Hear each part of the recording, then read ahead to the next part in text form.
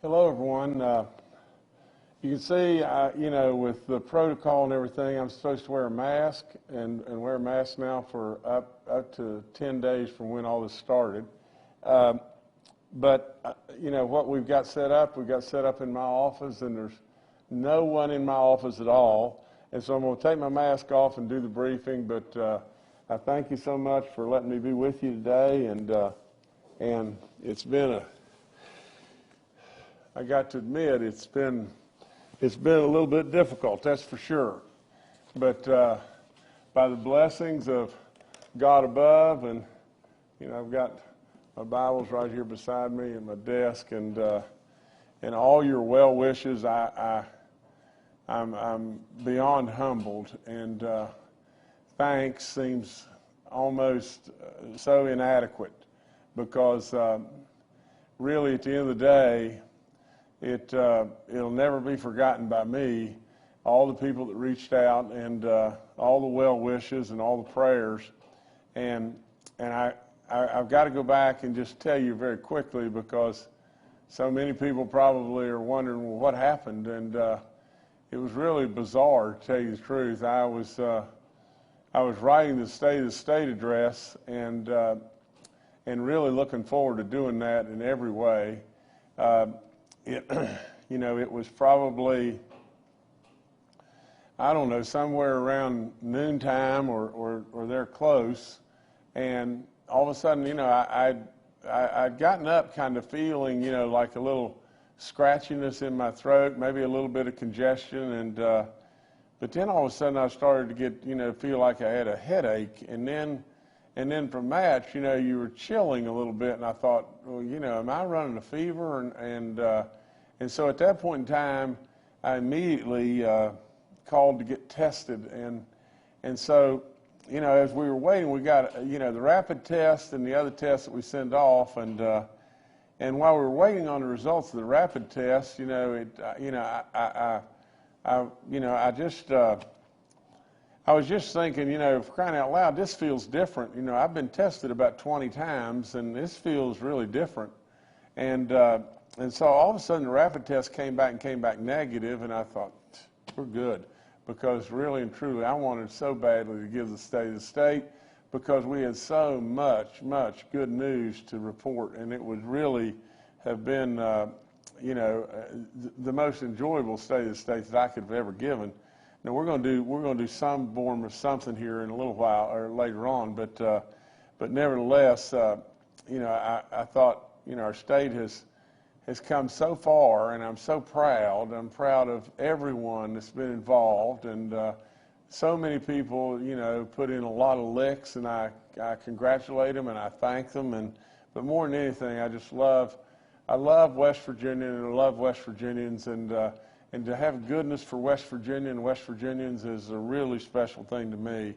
And so, in looking forward to that, we had a negative test, and then all of a sudden, by 5 o'clock, things started really turning south, and then I had a pretty significant fever and everything, and so I thought, well, I better get to the house and everything, and maybe check my blood pressure and stuff like that. Well, right as soon as I started doing that, my blood pressure was through the roof, and my heart rate was way up, double what it would normally be, and so with all that being said, next thing, you come back with a positive test, and then it took probably about 4 or 5 hours for me to, end up getting the antibodies, and through those first couple of days, it was really nasty stuff. I mean, there's no point in acting macho about it and all that kind of stuff. It was tough. It was really tough stuff. And I've got to tell you this, and I've got to tell you this as sincerely as I know how to say anything, and I mean this. First, this is surely the very, very best book of all time. But I know from absolutely from God above that this could have been unbelievably serious. And it was plenty serious enough for me. But with all that, I was vaccinated completely and had the booster shot, and with all that, there's no doubt combined, with the antibodies, there's no doubt that God has given us the ability to have medicines to try to save our lives. And with all that, at my age and weight and whatever it may be, I've always been healthy as a horse, but to be perfectly honest, this could have been really, really bad. And so a lot of people now sit back and they say stuff like, well, how do you feel now that you got this? Do you feel differently than you felt before and all that kind of stuff? Well, I would say I feel more committed to the fact that just this is, we want to continue, and I am rock solid with being respectful of people and their wishes and their feelings and everything about whether or not they're going to get vaccinated or not. I think that ought to be their choice wholeheartedly. I don't think we need any mandates on anything like that at all. But in all that, I can only give you just a personal testimony and just to just say to you just this, that these vaccines are safe and they could very well save your life. And me being here talking to you right now may be testimony to just exactly just that. If I hadn't had these vaccines, I think I would have really been in tough shape because this is bad stuff. And if you don't believe that, there's nothing else I can do to convince you, because it was nasty and it was tough for a couple days. It was really tough. And so with all that, again, I thank everyone, and I encourage you to go if you're not vaccinated and get vaccinated. And for God's sakes a living, you've got to get your booster shots. I can't tell you again what it meant to my family, Kathy and I, and just all of us, but especially to me, all the well wishes and everything, because it was it really meant a lot, and the prayers meant even more, and at the end of the day, no way on earth I'll ever forget it. Thank you so much. Let me share with you just this. Senator Grady, who's a fabulous young lady that's one of our great senators here. Her daughter Easton, wrote this and everything, and it's just precious beyond belief. And I'm not going to go through all of it with you and everything, but she writes and everything. She says, I'm her favorite governor because from time to time I make her laugh. I really believe that the good Lord gave us the ability to smile and to laugh, and this journey's tough enough. So Easton, I thank you so much. Senator Grady, thank you so much for having this wonderful daughter and all the great work you do here and everything. But she goes on to talk, about, she says, you have an amazing heart. Well, and you're really funny. That all that's really great stuff to me. But, she also ends it up by saying, and be sure and say hi to Baby Dog for me. And then she wrote right below it, I think she said, you're a real West Virginia hero, but she may have meant Baby Dog's a real West Virginia hero. But either way, that's great, and I love her for it. And Easton, I'll keep this forever, young lady. I really will. And Senator Grady, thank you so much. But let me get on with the briefing now, if I could, and just tell you just this, that now in the state of West Virginia, and I've been out, a few days, but in the state of West Virginia now we've lost 5,535 people. It's going to take me a second to read through all these people. We've lost 143 names that I'll be reading here, but bear with me and absolutely just remember this, that the only way that I really know that we can pay absolute respect to these folks is to recognize them, and for me to ask of you to not let them just become a number. I mean, they're so important, and they've given so much, and their loved ones are hurting. The 5,393rd death in West Virginia is an 85-year-old male from Kanawha County.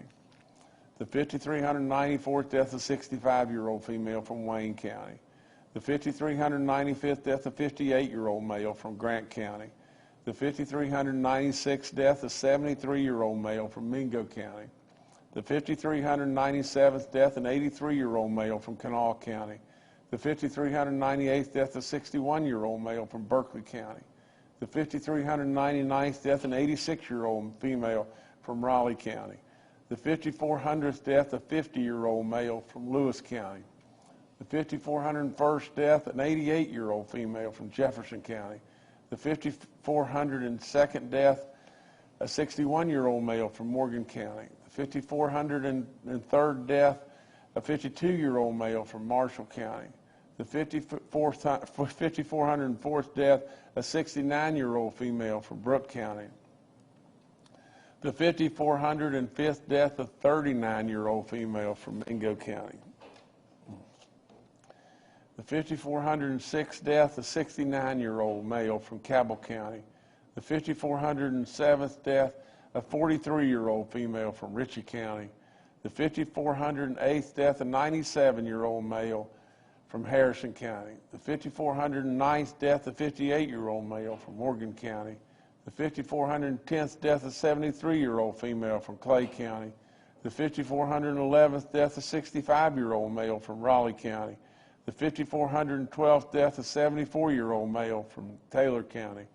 The 5,413th death a 55-year-old male from Upshur County. The 5,414th death a 79-year-old male from Morgan County. The 5,415th death a 77-year-old male from Monongalia County. The 5,416th death a 72-year-old male from Berkeley County. The 5,417th death an 86-year-old female from Cabell County. The 5,418th death a 68-year-old male from Gilmer County. The 5,419th death an 84-year-old male from Wirt County. The 5,420th death a 91-year-old male from Kanawha County. The 5,421st death a 73-year-old female from Clay County. The 5,422nd death a 73-year-old female from Summers County. The 5,423rd death an 81-year-old male from Mercer County. The 5,424th death an 88-year-old female from Mercer County. The 5,425th death a 72-year-old male from Wood County. The 5,426th death an 81-year-old male from Summers County. The 5,427th death a 60-year-old male from Mercer County. The 5,428th death an 87-year-old male from Greenbrier County. The 5,429th death a 32-year-old female from Ohio County.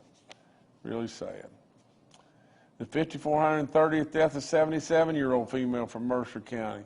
The 5,431st death a 47-year-old male from Kanawha County. The 5,432nd death a 78-year-old male from Monroe County. The 5,433rd death a 61-year-old female from Mercer County. The 5,434th death a 69-year-old female from Taylor County. The 5,435th death a 75-year-old male from Mineral County. The 5,436th death a 57-year-old male from Cabell County. The 5,437th death an 86-year-old male from Berkeley County. The 5,438th death a 69-year-old male from Cabell County. The 5,439th death a 60-year-old male from Berkeley County. The 5,440th death a 63-year-old male from Mercer County.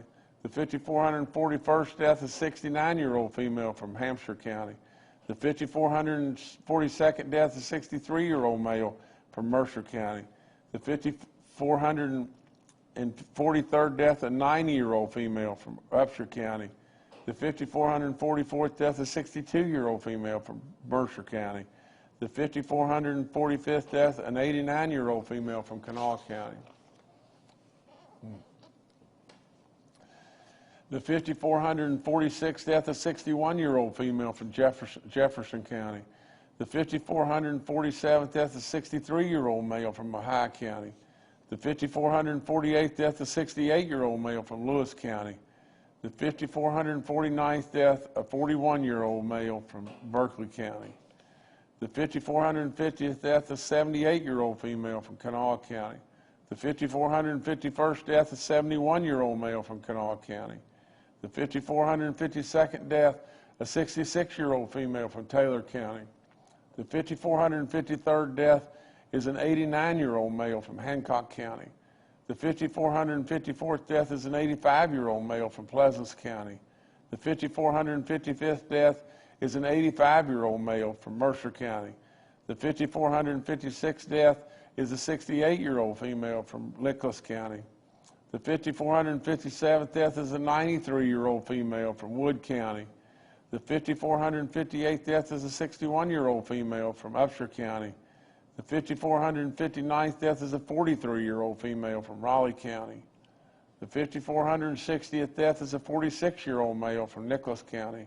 The 5,461st death is a 73-year-old male from Wood County. The 5,462nd death is a 71-year-old male from Nicholas County. The 5,463rd death is a 58-year-old female from Putnam County. The 5,464th death is a 69-year-old female from Marion County. The 5,465th death is an 83-year-old female from Raleigh County. The 5,466th death is a 77-year-old female from Marion County. The 5,467th death is a 43-year-old female from Raleigh County. The 5,468th death is a 70-year-old male from Wood County. The 5,469th death is a 59-year-old female from Taylor County. The 5,470th death is an 88-year-old female from Summers County. The 5,471st death is a 79-year-old female from Wood County. The 5,472nd death is a 69-year-old female from Raleigh County. The 5,473rd death is a 67-year-old male from Mingo County. The 5,474th death is a 72-year-old male from Marshall County. The 5,475th death is a 74-year-old female from Lewis County. The 5,476th death, the 5,476th death is a 63-year-old male from Raleigh County. The 5,477th death is a 77-year-old male from Mercer County. The 5,478th death is a 71-year-old male from Raleigh County. The 5,479th death is an 86-year-old female from Wyoming County. The 5,480th death is an 84-year-old female from Raleigh County. The 5,481st death is a 51-year-old female from Cabell County. The 5,482nd death is an 85-year-old female from Raleigh County. This one's bad. They're all bad, but this one really bad. The 5,483rd death is a 30-year-old male from Harrison County. The 5,484th death is a 74-year-old male from Lewis County. The 5,485th death is a 58-year-old male from Marshall County. The 5,486th death is a 48-year-old female from Marion County. The 5,487th death is a 66-year-old female from Fayette County. The 5,488th death is a 58-year-old male from Randolph County. The 5,489th death is a 67-year-old male from Monongahela County. The 5,490th death is a 74-year-old female from Tyler County. The 5,491st death is a 62-year-old female from Harrison County. The 5,492nd death is a 74-year-old male from Jackson County. The 5,493rd death is an 86-year-old female from Wyoming County. The 5,494th death is a 70-year-old male from Monongahela County. The 5,495th death is a 62-year-old male from Wood County. The 5,496th death is a 78-year-old male from Harrison County. The 5,497th death is a 58-year-old female from Ohio County. I'm sorry, the 5,497th death is a 58-year-old female from Ohio County. The 5,498th death is an 84-year-old male from Wetzel County. The 5,499th death is a 69-year-old female from Raleigh County. The 5,500th death in West Virginia is a 79-year-old male from Clay County. The 5,501st death is an 83-year-old male from Kanawha County. The 5,502nd death, an 73-year-old female from Gilmer County. The 5,503rd death, a 69-year-old male from Mercer County. The 5,504th death, a 66-year-old male from Mineral County. The 5,505th death is a 73-year-old male from Jefferson County. The 5,506th death is an 83-year-old male from Jefferson County. The 5,507th death is a 57-year-old male from Raleigh County. The 5,508th death is a 33-year-old female from Monroe County. The 5,509th death is a 58-year-old female from Mason County. The 5,510th death is a 79-year-old female from Monongalia County. The 5,511th death is a 68-year-old male from Doddridge County. The 5,512th death is a 78-year-old male from Wood County. The 5,513th death, an 86-year-old female from Jefferson County. The 5,514th death, a 63-year-old male from Taylor County. The 5,515th death is an 88-year-old male from Jefferson County. The 5,516th death is an 83-year-old female from Harrison County. The 5,517th death is a 49-year-old female from Berkeley County. The 5,518th death, a 70-year-old male from Raleigh County. The 5,519th death, a 69-year-old female from Harrison County. The 5,520th death, an 82-year-old male from Hardy County. The 5,521st death is a 63-year-old male from Hampshire County. The 5,522nd death, an 80-year-old female from Wyoming County. The 5,523rd death, a 61-year-old female from Hampshire County. The 5,524th death, an 88-year-old female from Jackson County. The 5,525th death, an 80-year-old female from Hardy County. The 5,526th death, an 87-year-old male from Jefferson County. The 5,527th death, an 80-year-old male from Mercer County. The 5,528th death, a 75-year-old female from Cabell County. The 5,529th death, a 67-year-old male from Marshall County. The 5,530th death, a 77-year-old female from Raleigh County. The 5,531st death, an 87-year-old male from Wood County. The 5,532nd death, a 50-year-old male from Pocahontas County. The 5,533rd death is an 87-year-old female from Raleigh County. The 5,534th death, an 81-year-old female from Mingo County. Let me do that one again. The 5,534th death is an 81-year-old female from Mingo County. And the last one today, the 5,535th death in West Virginia is an 86-year-old male from Monongalia County.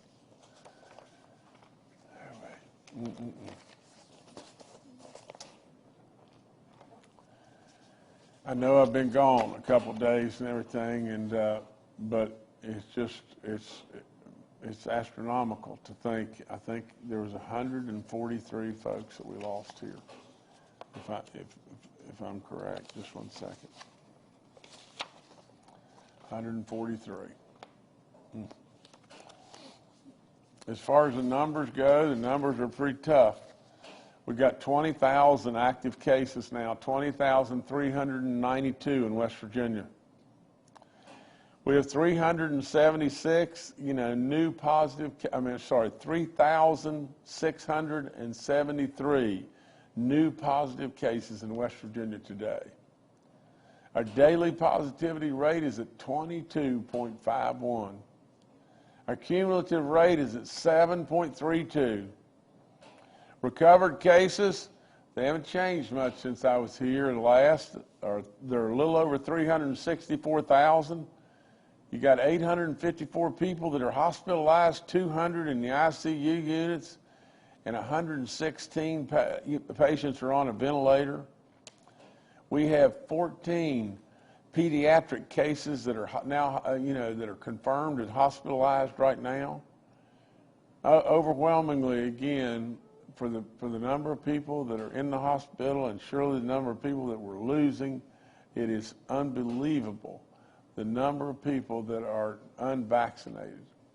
You know, it's right at 90% of those that we've lost, that have died, are unvaccinated.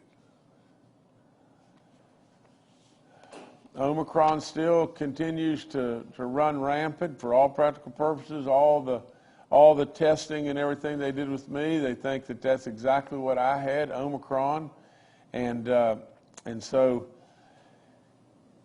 we've told you over and over how contagious it is and everything, and you know all the precautions that I'm sure that you got to know that I take and the people around me take to ensure that their governor's not going to end up with COVID. Well, if I can end up with it, you can end up with it. I'll promise you that. There are 27 outbreaks in our schools in 16 counties. Today's a really special day, though. It's Martin Luther King Day. Now, if you just think about Martin Luther King Jr., it was an amazing life. You know, but not only was it an amazing life, that life carries with us every day, every single day.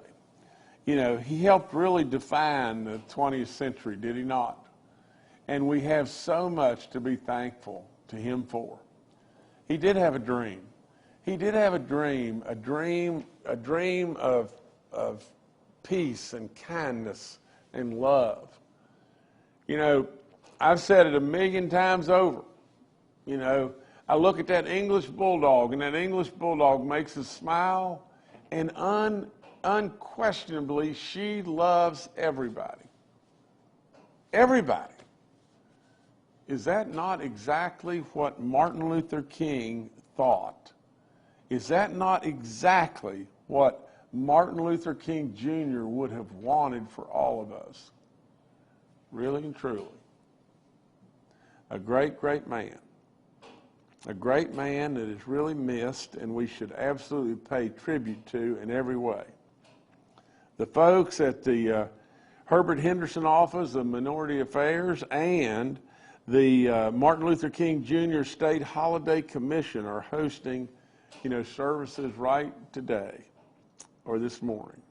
And so absolutely, we thank them. We thank all those that go together to pay tribute, and we all need to do exactly just that. A great man. A man that changed the absolute world. He did. He changed the world. And we absolutely owe him that thanks. And a life gone way, way too soon.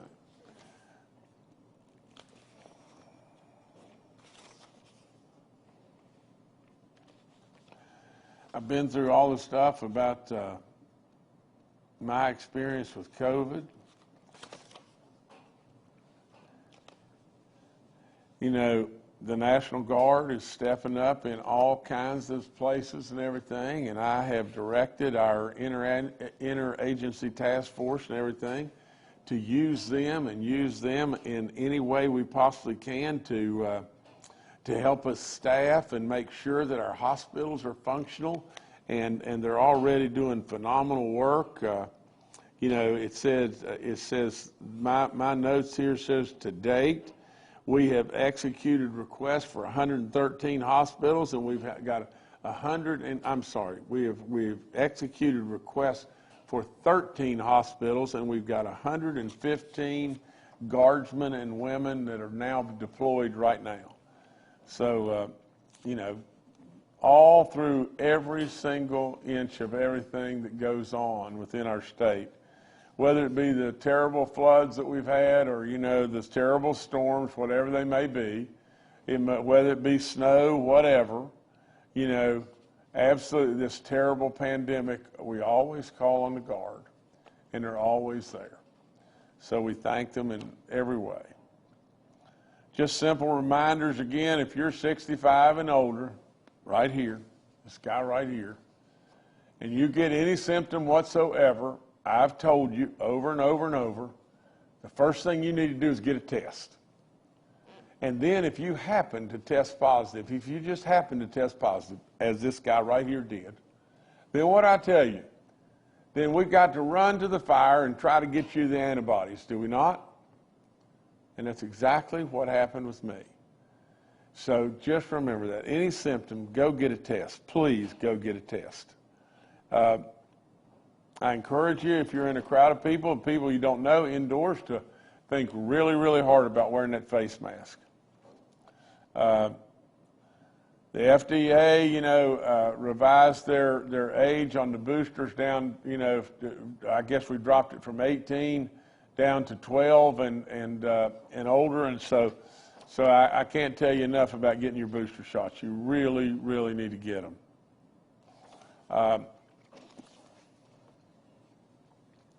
We still continue to make a little bit of headway. It's slow, but we're making headway every day.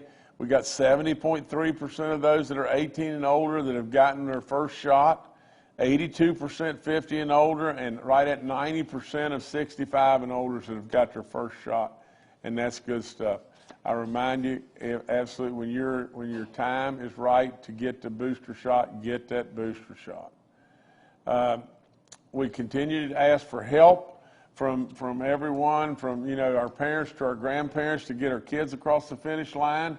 All the information is up there about our COVID vaccine line. It's all there right for you. All the free testing stuff is up there, and in every way we continue to thank Frith and Walgreens for all that they've done. We've got 127 outbreaks in our long-term care facilities. That's up 27 since the last time I was with you. We now have 3 outbreaks in our church community, and those are in the counties of Kanawha, Monroe, and Webster counties. We have 180 inmate, cases and 167 staff cases in corrections. I want to remind you to get your flu shots. You can do that at the same time that you're getting the COVID vaccine. I want to remind people again over and over, if you're a renter or a landlord, there's still dollars there waiting on you. If we can get you qualified, and all you got to do is call us and see if we can get you qualified. I want to again ask any and everyone out there to give blood. It's really, really, really important. And I've got well wishes here for a lady in Lewisburg, West Virginia. This beautiful lady was born on January the 6th, 1917. Her name is Pauline. She goes by Polly Welch, and she is 105 years old. So, Polly, I didn't get to wish you, happy birthday, on your birthday, but nevertheless, I know it's belated, but nevertheless, keep it going. Let's get to 106, and then let's shoot for 110 and just keep on going. Polly, happy birthday, and thank you so much. That's all I've got right now. Thank y'all. All right, thank you, Governor. Let's now go to Dr. Clay Marsh, our coronavirus czar. Well, good afternoon and happy Martin Luther King Jr. Day. Much to celebrate. Much to celebrate today, and certainly we are so grateful that the governor is back to a very outstanding level of recovery from his recent COVID infection. And as he said, it makes it so important and such an illustrative example of why vaccines and boosters, along with some of our new advances in therapies like monoclonal antibodies, are so important. So as we look at COVID-19 in West Virginia, what we see is that we continue to grow in the number of cases, and also we continue to grow in the number of cases of COVID-19 that we can ascribe to the Omicron variant. With our last sequencing run, we found that 82% of our sequenced cases in West Virginia now belong to the Omicron variant. And as we look around the country and look around the world, we see very clear evidence, as the governor said, that these vaccines are so incredibly effective. In the country of Israel, they found that 100% of the people that are currently on the most advanced and most critical life support that we can offer, which is really bedside cardiopulmonary bypass machines, and we call it ECMO, extracorporeal membrane oxygenation, that if 14% of the population of Israel that's unvaccinated, 100% of the people on the ECMO machines are unvaccinated. And we find the same thing for teenagers 12 to 17.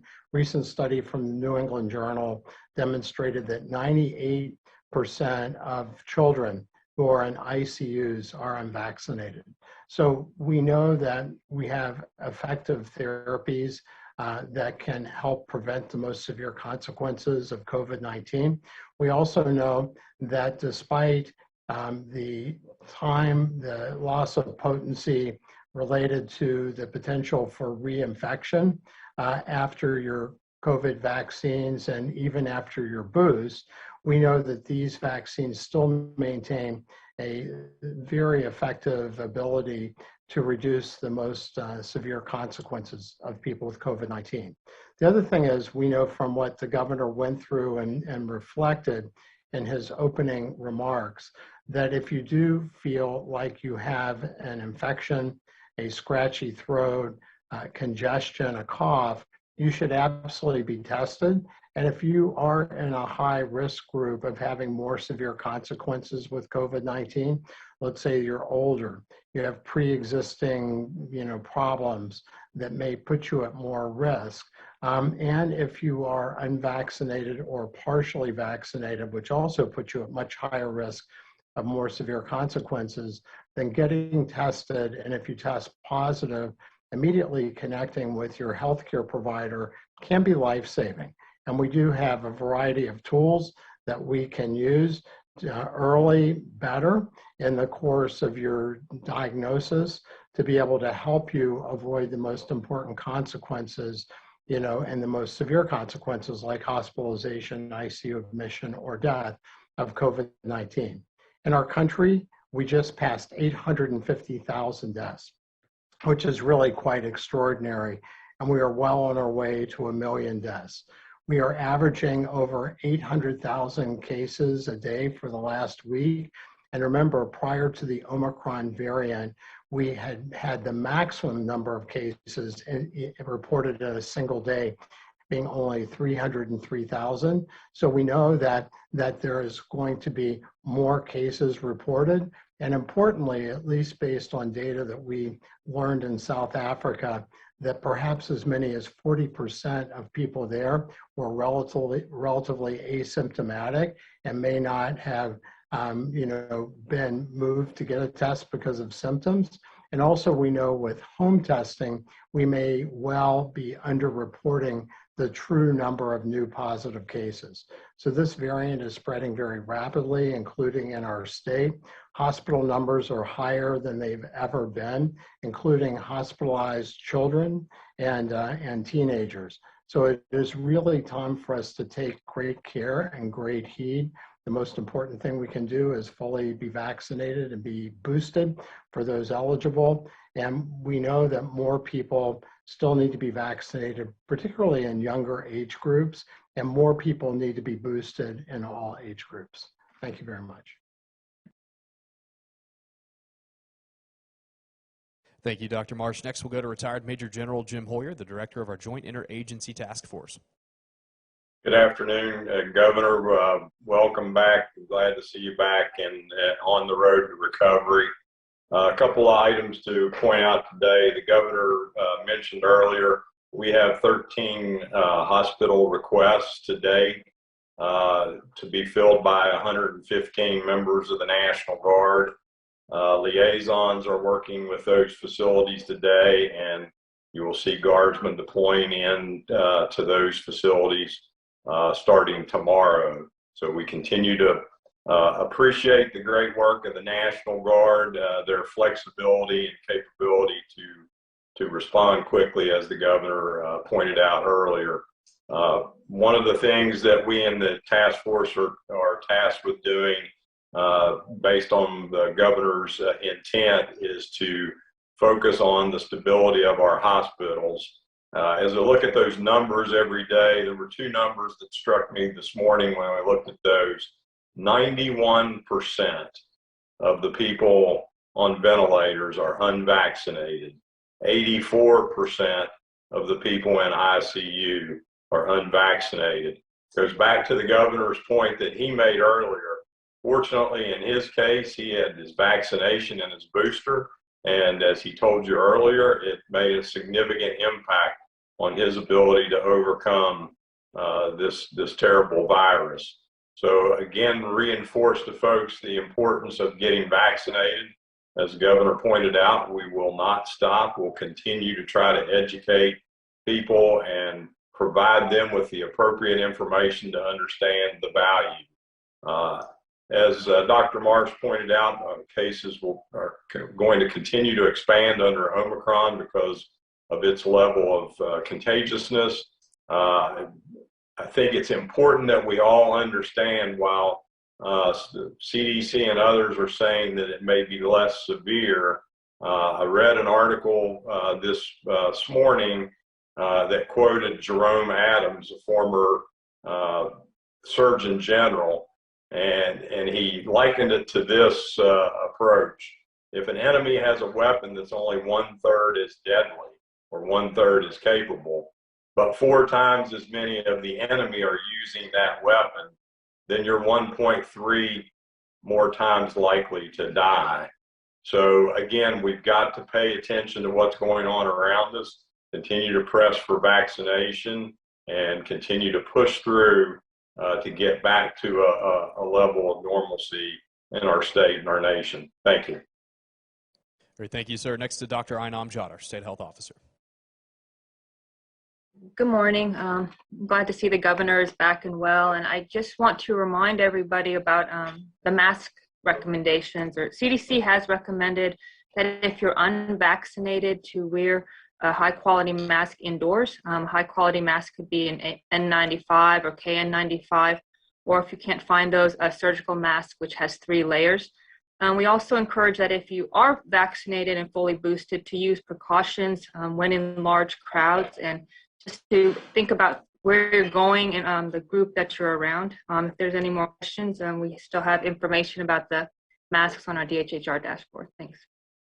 All right, thank you, Doctor. Secretary Bill Crouch is also joining us today and is available for questions. We'll now go to questions from members of the media. The first today from Paul Mullen with WCBC.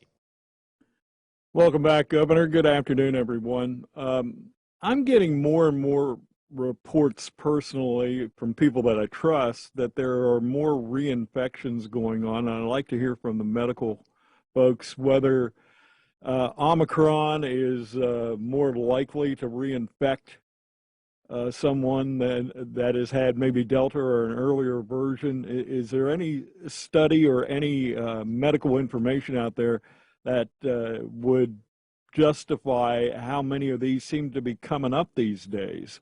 Thank you. Dr. Marsh, this is you, sir. Thank you, Paul, and thank you, Governor.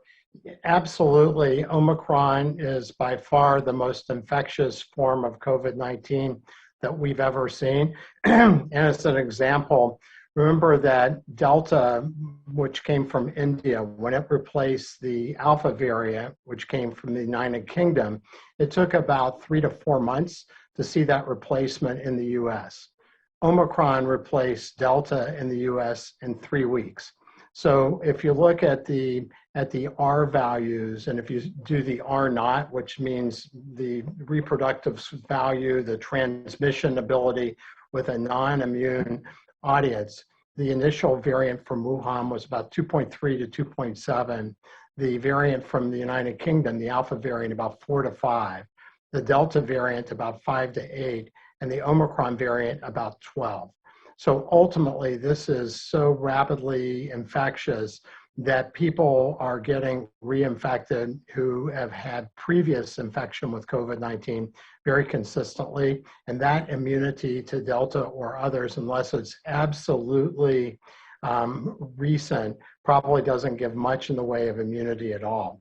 We know that vaccines, particularly the 2 doses, start to lose potency when it comes to reinfection after about 4 to 6 months. and the booster loses potency after about 3 to 4 months. And when you look at Omicron, and I'll quote the Pfizer numbers, if you're 6 months after your 2 doses of Pfizer, as far as reinfection rate, your protection is about 0 to 20% with the Pfizer vaccine. And with the booster, acutely, it's probably about 70%, and then it goes down to the low 50% or so. So this is a variant that can certainly reinfect people who have either not been boosted, who have had the longest hum since the last dose, or have never been immunized, and who may have recovered from a previous COVID infection. In fact, Paul, this is exactly the reason why the governor tasked us and created the letter to the FDA and the CDC and to President Biden, because we believe that another booster dose would have been very important to give as we were seeing our Omicron cases grow, to try to reduce that person-to-person spread so that we could try to reduce the surge on the hospitals. But at this point, at 82% of our most recent cases, that window of opportunity may well be shutting on us to reduce that reinfection rate. Thank you. All right, thank you, Paul. Next, we'll go to Kenny Bass with WCHS and Fox 11. Good afternoon. Hope everybody is safe and sound. Governor, it is good to see you back at the Capitol at your desk. I'm thankful that you have recovered, and continued good health to you. Good work, Dr. Marsh and the rest of the gang. Couple of quick questions. One, the county map has not been working for quite some time on the DHHR website. Can we get an update about what's going on there? A lot of people use that as a quick reference with the colors. It was easy to understand where the serious places were in the state, and that's been missing, and people have been letting me know about it. So I wanted to ask that question. Also, Governor, if you could address the road work that's been going on throughout the morning and day with the updates that you've been getting with the storm that hit West Virginia. I know that this is a COVID briefing, but right now it's snowing here in Charleston. If you look out the window behind you, you'll see it too. And can you give us an update on where we are and if things are going well and if you're pleased with the response? Also, one last thing, General Hoyer, we are 1.3 watts more likely to die if an enemy hits you at a rapid rate with a less capable weapon. Is it 1.3 times or 1.3%? Thank you very much. Okay, Kenny, I'm gonna let General Hoyer go back through the math here in just 1 second and everything. But thank you for your kind words, and let me just say this. You know, before I pass to Secretary Crouch, you know, Kenny, I know a lot of people use our color-coded map and everything, and they rely on it and everything and go to it from time to time. There is now some, and it's just perfect for Washington. You know, it goes back to, you know, how can we possibly confuse people anymore? But you know, this business of going, you know, 5 days a mask, changing the map, changing our color-coded map and everything, you know, to adapt to that and everything. There's all kinds of challenges there. I'm sure Secretary Crouch will go through that with you. From the standpoint of the DOT, all reports that I'm getting so far is the DOT is doing a good job of keeping up. You know, it may not be perfect, but I think they're doing a good job, and you know, so the reports that I'm getting so far is the roads are clear, and they're continuing to stay on top of them. As it continues to snow, and with a little bit of ice and everything that we had and everything, it's more of a challenge. It's always a big challenge, but we're trying to stay on top of that. But Secretary Crouch, I'll go to you, and then I'm going to come back to General Hoyer. And General, you can go through that math one more time, you know, for Kenny and everything. It'd be good. Yeah, thank you, Governor. Welcome back. Glad you're feeling better. And thank you, Kenny. And the Governor's spot on with regard to the map. We're really trying to be careful and methodical here how we move forward with the map. This virus is now 2 years old and has changed significantly from the way it started. We just listed technical difficulties. Those technical difficulties have to do with the changes CDC made with regard to recovered cases. So the data that we utilized or did utilize to make those calculations is no longer all there. from that standpoint. So we're looking at the best way to push this out. We're very close to making a decision. I actually thought we might have it today. I suspect that will be here in the next couple of days, that we'll be able to push out to MAP with some changes that are beneficial to folks, but still maintains kind of what we've done in the past. So we will push that out as quick as we can. Thank you. And not sure who's next there, Jordan. So, General. Kenny, it was former Surgeon General Jerome Adams that posed the math problem that if an enemy had a weapon that was only 1/3 as effective or 1/3 as capable, but 4 times as many people firing it, then you would have 1.3 more times likelihood of dying. So likening that to the fact that a much greater number of Omicron cases are out there. So while it may be considered in some cases less severe, there's a much greater chance of somebody being severely or unfortunately deadly impacted by the virus. All right, thanks, Kenny. Next to Charles Young with West Virginia News.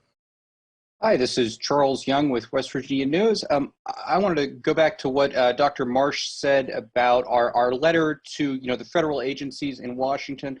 You said we believed this would have helped and that our window of opportunity is closing. So I was wondering if we ever heard a response back one way or the other about that letter, but either way, it sounds like that's not a strategy we're still pursuing. Thank you. Dr. Marsh, please. Thank you, Charles. Thank you, Governor. So, Charles, we know that the most important role of vaccinations and boosters is to give people the maximal amount of immune protection as they may become exposed or infected with the virus. So we would still be interested, certainly, in being the first place in the country to be able to roll out an additional booster, given the severe complications we have in our population related to chronic medical disease, the 3rd oldest state in the country, as we had talked about previously, as evaluated by Kaiser Family Foundation. But one of the important opportunities we felt coming up into this time was because of our concern of the hospitals being challenged with a surge at a time that staffing is also low and people who work in hospitals are susceptible to being infected by the Omicron variant of COVID-19, is we thought this could be an additional strategy, the next booster, to try to reduce that height of the surge, flatten the wave like we did in the beginning of the pandemic. And although we still would believe that there is an opportunity to do that if we offered another booster shot, we know that as Omicron becomes the prevalent variant, then that benefit starts to reduce. We were behind the rest of the country and we saw a lesser amount Omicron.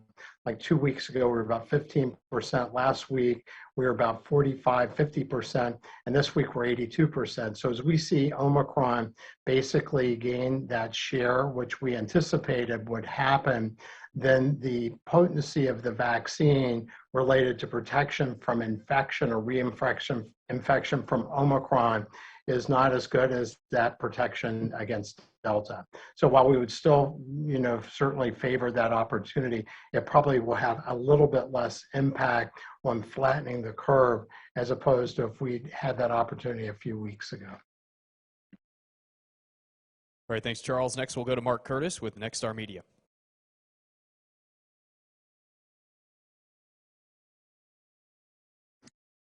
Good afternoon, Governor and cabinet members and fellow reporters.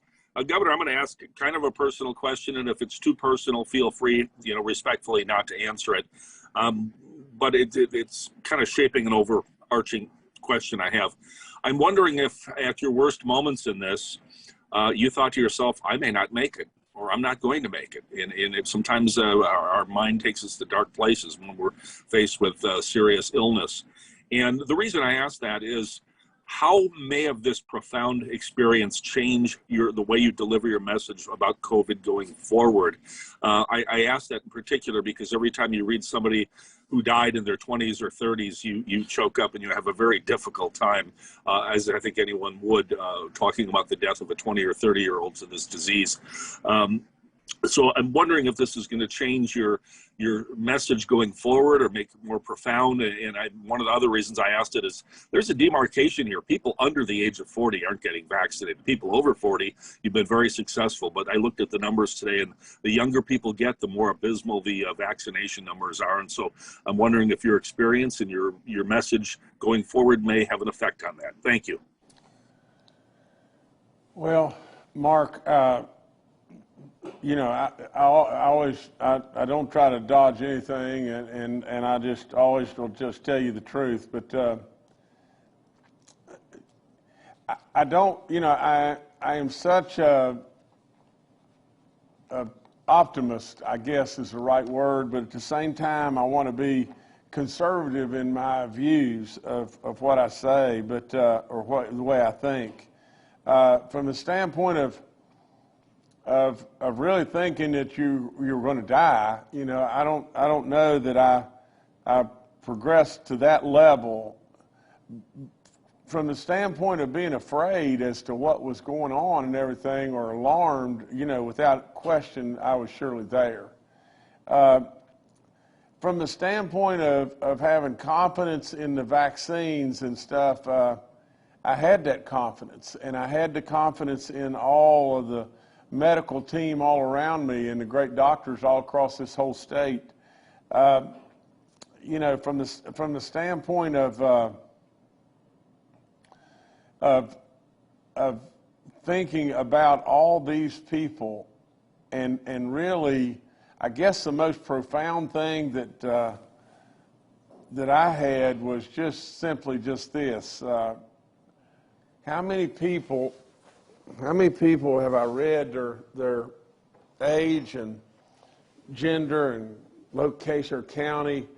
How many of those people really thought, man, you know, this is my day, I'm not going to make it today, and this is the end for me? Or how many really thought that they would ever really get this? And probably not very many. It's almost like, you know, how many people think today they're going to go out on the highways and it's going to be the day they get killed on a highway in an automobile accident? But nevertheless, you know, Mark, I'll promise you that this is something that no one wants to get, because it grabs a hold of you like you can't imagine. I mean, you think you're strong and you're semi-invincible and everything, but it grabs a hold of you, and it lets you know that it's really tough stuff. And so Mark, I really just believe with all in me that I've been either blessed or fortunate in regard to the messaging to be able to tell people all along that they needed to get vaccinated. This is nothing to play around with, and absolutely you need to get your booster shot. You know, it's just more profound now. I mean, that's all there is to it. It's just that simple, you know. And we do need to get vaccinated. We do need to get our booster shots. We do need to be respectful of others, and I know that may be hard for some people to understand. And if it is, it's just tough stuff. I believe with all in me, we need to respect the freedoms in this country. And but at the same time, I believe with all in me that I need to try to continue to urge people to try to some way get more and more and more people across the finish line. Now, Mark, the last thing I would say is just this. In reading those names, it's awful. It's awful beyond belief. Not nearly as bad as the people that have lost those loved ones by no stretch of the imagination, but it's awful. And when every time that I see one pop up that's a, you know, younger person, the first thing that comes through my mind is,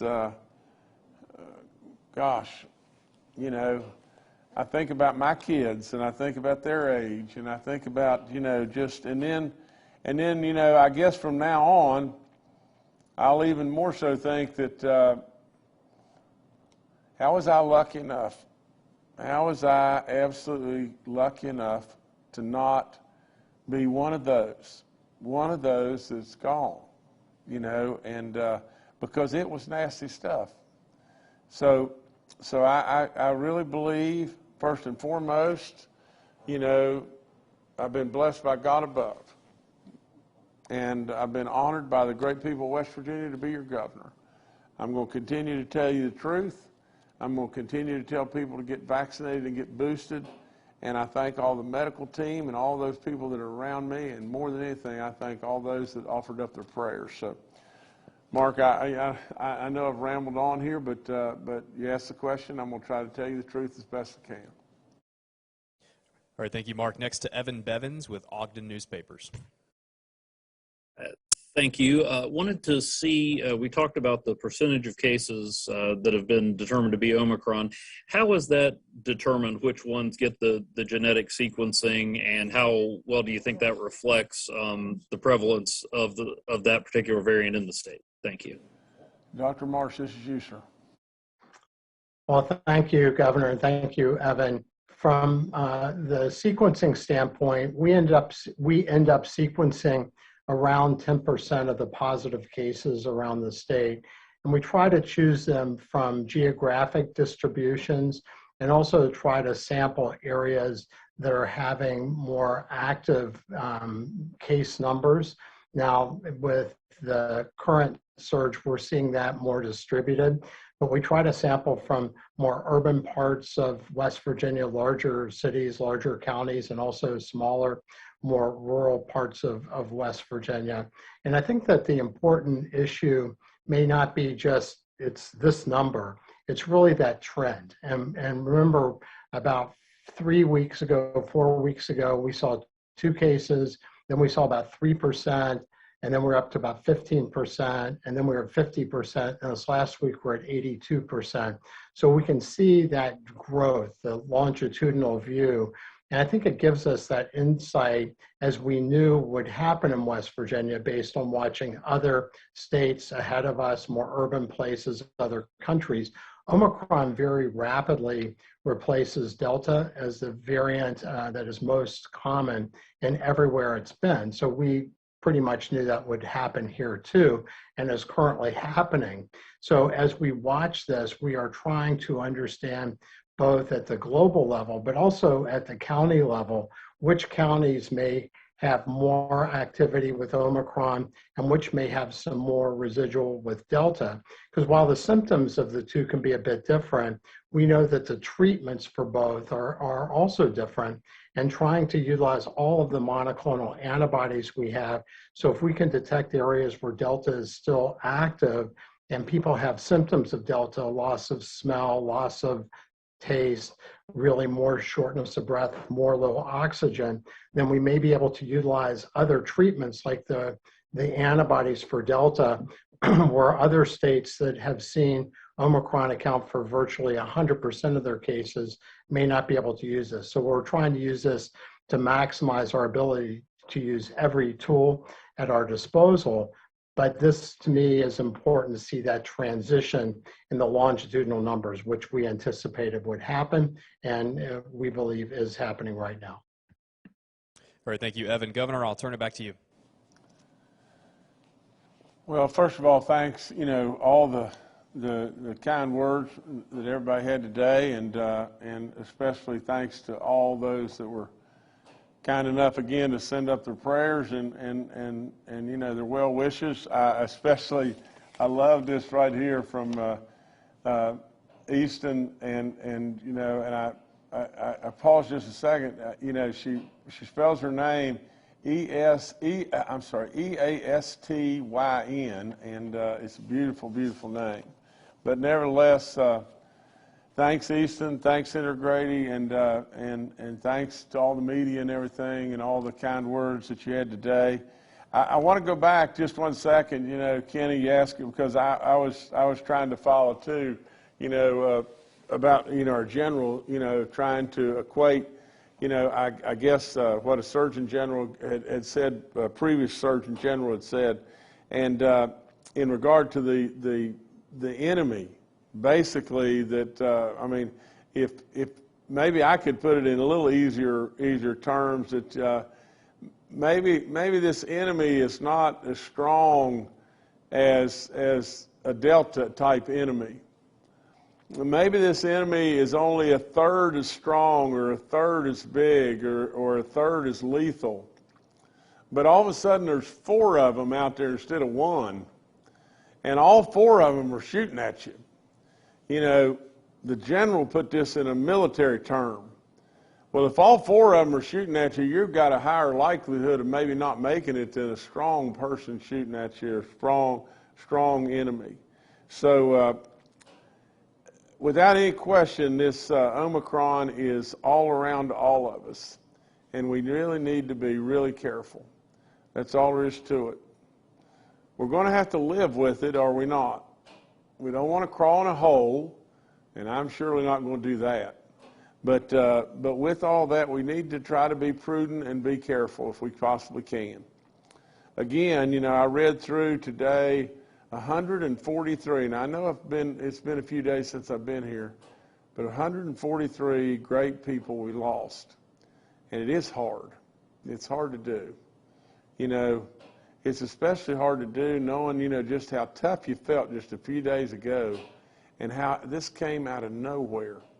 You know, there's a lot of great stuff going on in this state, but the treasure in this state always is its people. And I mean it when I tell you I love you with all my soul. I'm proud to be your governor, and I thank you, West Virginians. You're the best of the best of the best. So thank you so much.